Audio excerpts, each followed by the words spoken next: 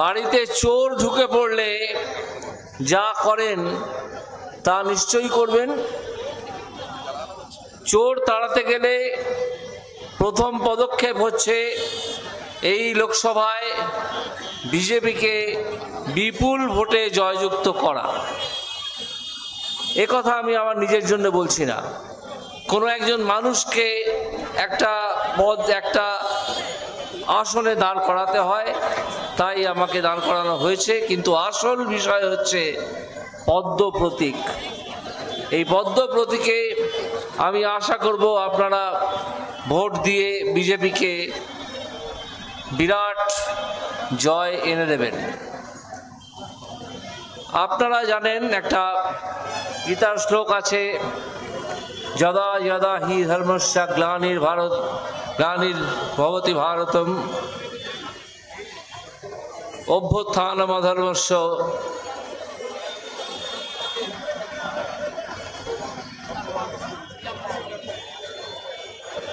বিনাশায় চ দুষ্কৃতাম পরিত্রাণায় সাধুনাম ধর্ম সংস্থাপনার্থায় সম্ভবামি যুগে যুগে।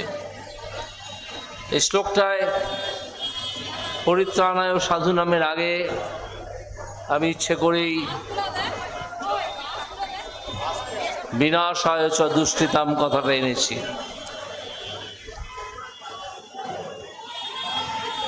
ছোটবেলায় যখন এই শ্লোকটা শিখি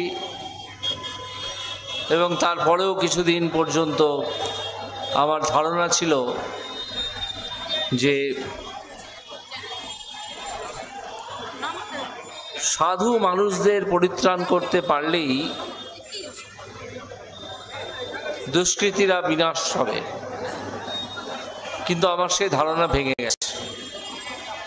এখন পশ্চিমবঙ্গে এত দুষ্কৃতীর সংখ্যা বেড়েছে, যদিও তারা কখনোই ভালো মানুষদের সংখ্যার চেয়ে বেশি নয়, কিন্তু যেহেতু পশ্চিমবঙ্গে তাদের হাতে ক্ষমতা, তাই এখন আমি মনে করি বিনাশায় চ দুষ্কৃতাম, অর্থাৎ এই দুষ্কৃতকারীদের বিনাশ ঘটানো প্রথমে প্রয়োজন। তাহলেই সাধুদের, অর্থাৎ যারা সৎ মানুষ, সৎ জীবন যাপন করেন, তাদের পরিত্রাণ হবে।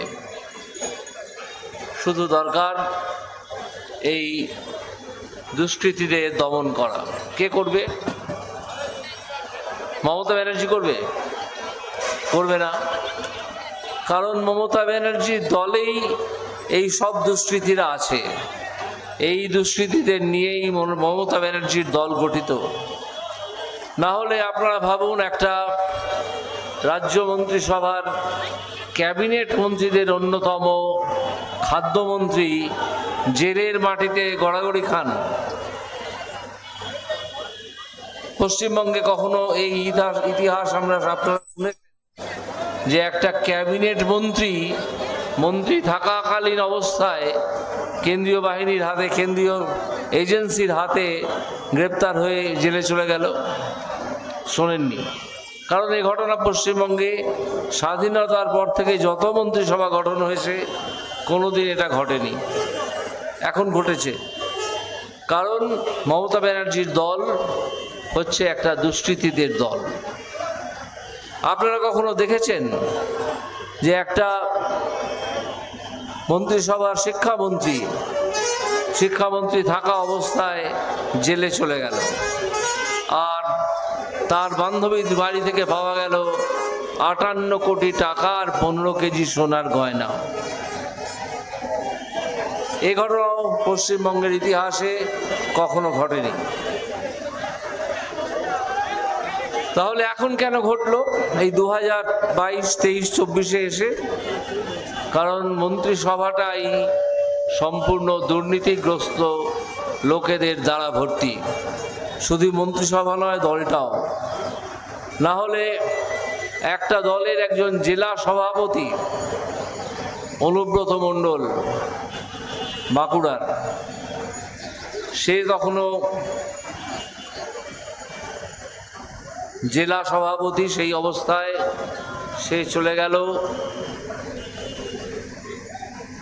জেলের ভেতরে। এখন সে এবং তার মেয়ে দুজনেই জেলের ভেতরে গড়াগড়ি খায়। তো আপনারা দেখতে পাচ্ছেন যে কি মন্ত্রিসভা, কি দল, কেউ বাদ থাকছে না। যাকেই ছুটছে কেন্দ্রীয় এজেন্সি এসে তার বাড়ি থেকে কোটি কোটি টাকা পাওয়া যাচ্ছে, বা জানা যাচ্ছে সে কোটি কোটি টাকা এমনভাবে নিজের পকেটে ঢুকিয়েছে অন্যদের বঞ্চিত করে যে তা লজ্জা শুনলেও লজ্জা করে। তো এই জন্যে এই দুষ্কৃতীদের বিনাশ করা দরকার। এখন একটা সুযোগ এসছে, যদিও এটা রাজ্যে সরকার গঠনের নির্বাচন নয়। তাহলে এই সুযোগ কি করে এলো? এই সুযোগ এসছে যে যদি আপনারা দিকে দিকে বিজেপিকে জয়ী করার ব্যবস্থা করেন। কেন দিকে দিকে কথাটা বললাম সেটা আমি বলছি। তাহলে বিজেপি যদি অনেক আসন পায় এই রাজ্যে এবং সারা ভারতবর্ষে, তাহলে এই রাজ্যের কথা অন্তত এইটুকু বলতে পারি যে তাহলে এই মমতা বন্দ্যোপাধ্যায়ের সরকার সম্ভবত ডিসেম্বর 2024 অবধিও টিকবে না। এই সরকারটা ভেঙে পড়ে যাবে। আমরা জানি যে আমরা 25-এর বেশি আসন পাব, যদিও অনেক ওপিনিয়ন পোল দেখাচ্ছে যে বিজেপি 32 পর্যন্ত যাবে, অর্থাৎ 42-এর মধ্যে 32টা আসন বিজেপি পাবে। সেটা যাই হোক, 25ই পাক আর 32ই পাক, যদি 25 পায় বা 32 পায় তাহলে জেনে রাখবেন এই তৃণমূল সরকার নিজেরাই ভেঙে পড়ে যাবে। আমাদের আপনাদের কারুকে কিচ্ছু করতে হবে না। এই দলটা ভেতরে এর মধ্যেই ভেঙে গেছে, এবং এই দলে তীব্র দলীয় কোন্দল শুরু হয়েই গেছে। কি জন্যে বলুন তো? কোনো তত্ত্ব নিয়ে নয়, সেফ কে কত টাকা পকেটে ঢোকাবে সেই নিয়ে। ভাইপো বেশি ঢুকিয়ে ফেলেছে, ববি হাকিম ততটা পারেনি। ববি হাকিম পকেটে ঢুকিয়ে ফেলেছে, অরূপ বিশ্বাস ততটা পারেনি। এই সব নিয়ে গণ্ডগোল। আর মাথার ওপর তো মমতা বন্দ্যোপাধ্যায় আসেনি। সুতরাং এই যে দলের টাকা পয়সা নিয়ে গণ্ডগোল, এ তো কোনো তাত্ত্বিক বিতর্ক নয়। যে বিতর্কের কথা আমরা শুনেছিলাম কমিউনিস্ট পার্টির মধ্যে, সে বিতর্ক নয়। এটা হচ্ছে চোর ছেঁচোরদের মধ্যে লুটের মাল ভাগাভাগির বিতর্ক। লুটের মাল কে কত বেশি পাবে সেই নিয়ে একটা গণ্ডগোল শুরু হয়েছে, এবং সেই গণ্ডগোলের ইতি আপনারা দেখতে পাবেন 2024-এর ডিসেম্বর মাসের মধ্যেই।